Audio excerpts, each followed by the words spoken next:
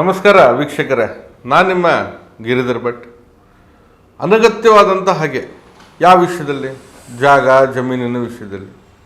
ಒಂದು 4 ಜನ ಅಣ್ಣ ತಮ್ಮರು, ಒಬ್ಬೊಬ್ರಿಗೆ ಒಂದೊಂದು ಎಕರೆ ಹೋಗಿರುತ್ತೆ. ಅದರಲ್ಲೂ ಕೂಡ ತಳ್ಳೋದು, ನನಗೆ ಇನ್ನೂ ಎಕ್ಸ್ಟ್ರಾ ಬರಬೇಕು ಅಂಥೇಳಿ. ಮದುವೆ ಮಾಡಿಕೊಟ್ಟಿರ್ತಾರೆ, ಹೆಣ್ಮಕ್ಳಿಗೆ ಮದುವೆ ಮಾಡ್ಕೊಂಡು ಹೋಗಿರ್ತಾರೆ. ಆಗಿನೇನೋ ಸಂದರ್ಭದಲ್ಲಿ ಎಷ್ಟಾಗುತ್ತೆ ಅಷ್ಟು ಕೊಟ್ಟಿರ್ತಾರೆ. ಇದ್ದಕ್ಕಿದ್ದಂಗೆ ಕೇಸ್ ಮಾಡಿಬಿಡೋದು, ಅಥವಾ ಈ ಜಮೀನು ನನಗೆ ಬರಬೇಕು, ಯಾವುದಾದ್ರೂ ಒಂದು ಸ್ವರೂಪವಾಗಿ ತಕರಾರು ಮಾಡೋದು, ಅಥವಾ 3 ಜನ ಗುಟ್ಟಾಗಿ ಒಬ್ಬನ ಮೇಲೆ ಪ್ರಹಾರ ಮಾಡೋದು. ಒಬ್ಬ ತಮ್ಮ ಯಾರೋ ಚೆನ್ನಾಗಿ ಆಗ್ತಾ ಇದ್ದಾನಂದರೆ ಅದರಲ್ಲಿ ಬೇಕಂತ ನನಗೂ ಪಾಲಿದೆ ಅನ್ನುವಂಥ ಒಂದು ಸ್ಥಿತಿಗಳನ್ನು ನಿರ್ಮಾಣ ಮಾಡೋದು, ರಸ್ತೆ ಬಿಡದಿರೋದು, ದಾರಿ ಬಿಡದಿರೋದು, ಹೀಗೆ ಜಾಗ ಜಮೀನಿನಲ್ಲಿ ತೊಂದರೆ ಮಾಡೋದು. ಇಲ್ಲೇ ನೋಡಿ, ಮನೆ ಕಟ್ಟೋಣ ಅಂತ ಹೋದರೆ ಆ ಮನೇಲಿ ಪಾಲು ಬೇಕು ಅಂತ ಹೇಳಿ ಕೂತ್ಕೊಂಡ್ಬಿಡೋದು. ಈಗ ಅವನು ಇರೋವಂಥ ಹಳೆ ಮನೆ ಬೀಳಿಸ್ಬಿಟ್ಟಿದ್ದಾನೆ, ಮನೆ ಇಲ್ಲ, ಎಲ್ಲಿ ಹೋಗಬೇಕು. ಹೀಗೆ ಬಹಳ ನಿಷ್ಠುರವಾಗಿ ನಡ್ಕೊಳ್ಳುವಂಥ ಒಂದು ವ್ಯವಸ್ಥೆ. ಹಠಾತ್ತನೆ ಉಂಟಾಗಿರ್ತಕ್ಕಂತಹ ಬೆಲೆಗಳ ಹೆಚ್ಚಳಿಕೆ ಕೂಡ ಇದಕ್ಕೆ ಕಾರಣ ಆಗಿರುತ್ತೆ. ಹಿಂದೆ ಏನೋ 50,000 1 ಲಕ್ಷ 2 ಲಕ್ಷಕ್ಕೆ ಜಮೀನು ಸಿಗ್ತಾ ಇತ್ತು, ನಡೀತಾ ಇತ್ತು, ಏನೋ ದಾನಕ್ಕೂ ಧರ್ಮಕ್ಕೂ ಬಿಟ್ಟಂಗೆ ಹೋಗ್ಬಿಡ್ತಿದ್ರು. ಈಗ ಅದೇ ಜಮೀನು ಲಕ್ಷಗಟ್ಟಲೆ ಆಗಿದ್ದಾಗ ಯಾರು ತಾನೇ ಬಿಡ್ತಾರೆ? ಅದು ಒಂದು ಕಾರಣ ಇರ್ಬೋದು. ಇನ್ನೂ ಕೆಲವೊಮ್ಮೆ ಬೇಕಂತಲೇ ತೊಂದರೆ ಮಾಡಬೇಕೆಂಬತಕ್ಕಂಥ ದುರುದ್ದೇಶಪೂರ್ವಕವಾದಂಥ ನಡೆ.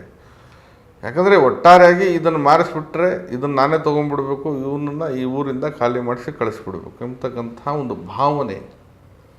ಹೀಗೆ ತೊಂದರೆ ಕೊಡೋದು, ಇನ್ನೊಬ್ಬರು ಮಾತು ಕೇಳಿ ತೊಂದರೆ ಕೊಡೋದು, ಸುಮ್ಮನಿದ್ರೂ ಕೂಡ ಬೇಕಂತಲೇ ಆತನ ಒಂದು ಆಸ್ತಿಗೆ ಸಂಬಂಧಪಟ್ಟ ಹಾಗೆ ಸಮಸ್ಯೆಗಳನ್ನು ಮಾಡ್ತಾ ಅವನು ಯಾವುದೇ ರೀತಿಯಲ್ಲಿ ಯೋಚನೆ ಮಾಡಲಿಕ್ಕೆ ಸಾಧ್ಯ ಆಗೋದಿಲ್ಲ. ಬರೀ ಆಸ್ತಿ ಹಿಂಗೆ ಮಾಡಿದ್ರು ಹೀಗಾಯಿತು ಅನ್ನೋವಂಥ ಒಂದು ಲೆಕ್ಕಾಚಾರದಲ್ಲೇ ತಾನು ಕಳೀತಾ ಇರ್ತಾನೆ. ಹೀಗೆ ನಿಮ್ಮ ಜಮೀನಿಗೆ, ಆಸ್ತಿಗೆ, ಮನೆಗೆ ತೊಂದರೆ ಮಾಡಿ, ಕಾಡಾಟ ಮಾಡಿ ಅದನ್ನು ಕಬಳಿಸಬೇಕು ಅಂತಕ್ಕಂಥ ಹುನ್ನಾರದಲ್ಲಿ ಕೆಲವೊಬ್ಬರು ಅನಗತ್ಯವಾಗಿ ಶತ್ರುತ್ವ, ಹಗೆತನ ಸಾಧಿಸ್ತಾ ನಿಮ್ಮನ್ನು ನಿತ್ರಾಣರನ್ನಾಗಿ ಮಾಡಿ, ಈ ಪರಿಸ್ಥಿತಿ, ಈ ಯಾವ ವಿಚಾರ ನನ್ನ ಕಾಲಕ್ಕೆ ಮುಗಿಯುತ್ತೋ ಇಲ್ಲೋ ಅಂತಕ್ಕಂಥದ್ದು ಮಾನಸಿಕ ಭಾವನೆ ನಿಮಗೆ ಕಾಡ್ತಾ ಇರುತ್ತೆ. ಯಾಕಂದರೆ ಆ ರೀತಿಯಾದಂಥ ಕಾಡಾಟ ನಿಮ್ಮನ್ನು ಹೈರಾಣು ಮಾಡ್ಬೋದು, ದಿಕ್ಕು ತಪ್ಪಿಸ್ಬೋದು, ದಾರಿ ತಪ್ಪಿಸ್ಬೋದು. ಹೀಗೆ ಜಮೀನು ಸಂಬಂಧಿತ ಬಾಧೆಗಳು ಉಂಟಾಗ್ತಾ ಇರುತ್ತೆ. ತೊಂದರೆಗಳು ಹೆಚ್ಚಾಗಿ ಆಗೋದೇ ಸಂಬಂಧದಲ್ಲೇ ಹೆಚ್ಚಾಗಿ, ಬಳಗದಲ್ಲೇ ಹೆಚ್ಚಾಗಿ, ಹೊರಗಿನಲ್ಲಿ ಬಹಳ ಕಡಿಮೆ ನಾವು ಕೇಳಿರೋ ಮಟ್ಟದಲ್ಲಿ. ಈ ರೀತಿಯಾಗಿ ಇದ್ದಕ್ಕಿದ್ದ ಹಾಗೆ ಆತನ ಒಂದು ಮನೆ ಆಸ್ತಿ ಕಬಳಿಸುವಂಥದ್ದು ಏನು ದುರ್ವಿಚಾರಗಳಿರ್ತದೆ. ಅದು ಎಲ್ಲೋ ಇರ್ತಾರೆ, ಇದ್ದಕ್ಕಿದ್ದಂಗೆ ಊರು ಬಂದ್ಬಿಟ್ಟೆ ಇದು ನನಗೂ ಸೇರಿದ ಜಾಗ ಅಂತ ಹೇಳ್ಬಿಟ್ಟು ಆತನ ಮೇಲೆ ಪ್ರಹಾರ ಮಾಡೋದು. ಕೆಲವೊಬ್ಬರು ದಾಖಲೆ ಪತ್ರಗಳನ್ನೇ ತಿರುಚುವಂಥ ಕೆಲಸವನ್ನು ಮಾಡ್ತಾ ಇರ್ತಾರೆ.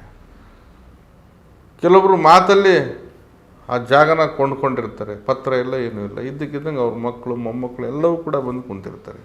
ಇಷ್ಟು ವರ್ಷ ಉತ್ತಿ ಬಿತ್ತಿ ಆ ಜಮೀನನ್ನ ರಕ್ಷಣೆ ಮಾಡಿ ಅದರಿಂದ ಕಾಸು ಆದಾಯ ಅನ್ನೋದು ಮಾಡ್ಕೊಂಡಿರ್ತಾರೆ. ಈಗ ಹೋಗ್ಬೇಕಂದ್ರೆ ಎಲ್ಲ ಹೋಗ್ಬೇಕು, ಹೊರಗಡೆ ಗೊತ್ತಾಗದೇ ಇರ್ತಕ್ಕಂಥ ಸ್ಥಿತಿ. ಹಾಗಾಗಿ ನೋಡಿ, ಏನೇ ಇದ್ರೂ ಕೂಡ ಮಕ್ಕಳಿಗೆ ಪಾಲು ಕೊಡುವಾಗ ಸರಿಯಾದಂಥ ನಿಟ್ಟಿನಲ್ಲಿ ಸರಿಯಾಗಿ ದಾಖಲೆ ಪತ್ರ ಇಟ್ಕೊಂಡು ಕೊಡೋದು ಒಳ್ಳೆಯದು. ಯಾಕಂದರೆ ನಿಮ್ಮ ಕಾಲದಲ್ಲಿ ಸರಿ ಇರುತ್ತೆ, ನೀವು ಹೋಗಿದ್ದ ನಂತರ ಕಾಲದಲ್ಲಿ ಅವರವರೇ ಜಗಳ ಮಾಡಿಕೊಂಡು ಆ ಮನೆ ಅನ್ನೋದು ಒಂದು ರೀತಿಯಲ್ಲಿ ನರಕಮಯವಾದಂಥ ವಾತಾವರಣ. ಹುಟ್ಟುತ್ತಾ ಅಣ್ಣ ತಮ್ಮಂದಿರು, ಬೆಳೆಯುತ್ತಾ ದಾಯತೆಗಳು, ಈ ಮಾತನ್ನು ನಿಜ ಮಾಡಿ ತೋರಿಸ್ಬಿಡ್ತಾರೆ. ಎಲ್ಲವನ್ನು ಸರಿ ಮಾಡಿ. ಹಾಗೆ ನೀವೇನಾದರೂ ವ್ಯವಹಾರ ಮಾಡಿ ಜಾಗ ತೊಗೊಂಡಿದ್ರೆ, ಮಾರಿದರೆ ಪತ್ರ ವ್ಯವಹಾರಗಳನ್ನು ಸರಿಯಾಗಿ ಇಟ್ಕೊಳ್ಳಿ. ನಾಳೆ ದಿನ ಯಾರು ಬಂದರೂ ಕೂಡ ನಿಮಗೆ ಸಮಸ್ಯೆ ಮಾಡಬಾರ್ದು. ಆ ನಿಟ್ಟಿನಲ್ಲಿ ಕೂಡ ಯೋಚನೆ ಮಾಡಬೇಕು. ಉಡಾಫೆ ಮಾಡ್ತಕ್ಕಂಥದ್ದು ಬೇಡ. 4 ಕಾಸು ಉಳಿಸ್ಕೋತೀನಿ ಅನ್ನೋವಂಥ ಭಾವನೆಯಲ್ಲಿ ನಾಳೆ 40 ವರ್ಷಗಳ ಈ 40 ವರ್ಷ ಸಮಸ್ಯೆನ ಅನುಭವಿಸುವಂಥ ಒಂದು ಮೂರ್ಖತನದ ಕೆಲಸವನ್ನು ಮಾಡೋದು ಬೇಡ.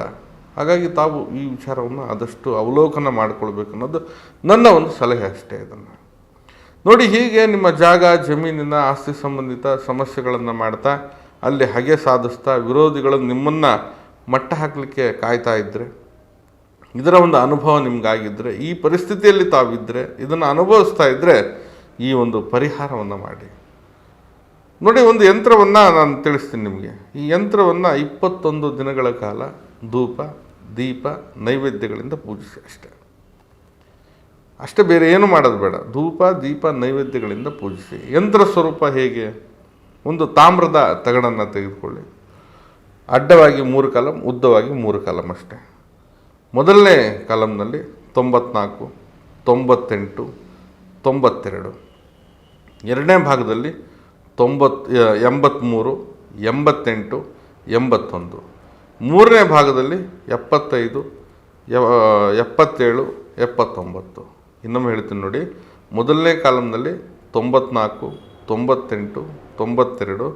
ಎರಡನೇ ಭಾಗದಲ್ಲಿ 83, 88, 81. ಮೂರನೇ ಭಾಗದಲ್ಲಿ 75, 77, 79.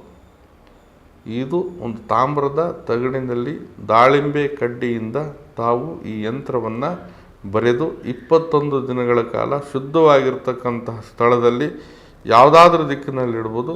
ಕಂಟಿನ್ಯೂ 21 ದಿವಸ, ಒಂದು ದಿನವೂ ಬಿಡದಂತೆ ತಾವು ಧೂಪ ದೀಪ ನೈವೇದ್ಯಗಳಿಂದ ಪೂಜೆ ಮಾಡಿ 21 ದಿನದ ನಂತರ ಮನೆಗೆ ಸಂಬಂಧಪಟ್ಟ ಹಾಗೆ ಸಮಸ್ಯೆ ಇದ್ದರೆ ಮನೆಯ ಮಾಳಿಗೆ ಮೇಲಿಡಿ, ಅಥವಾ ಜಾಗ ಜಮೀನಿನ ಸಮಸ್ಯೆ ಖಾಲಿ ಸ್ಥಳಗಳಿದ್ದರೆ ತಾವು ನೈಋತ್ಯ ಮೂಲೆ ಅಥವಾ ಕುಬೇರ ಮೂಲೆ ಎಂಬುದಾಗಿ ಹೇಳ್ತೀವಿ ನಾವು. ನೈಋತ್ಯ ಭಾಗದಲ್ಲಿರ್ತಕ್ಕಂಥ ಮೂಲೆಗೆ ಈ ಯಂತ್ರವನ್ನು ಹಾಕಿ ಖಂಡಿತ ಆ ಸಮಸ್ಯೆಯಿಂದ ಹೊರಗಡೆ ಬರ್ತೀರಾ.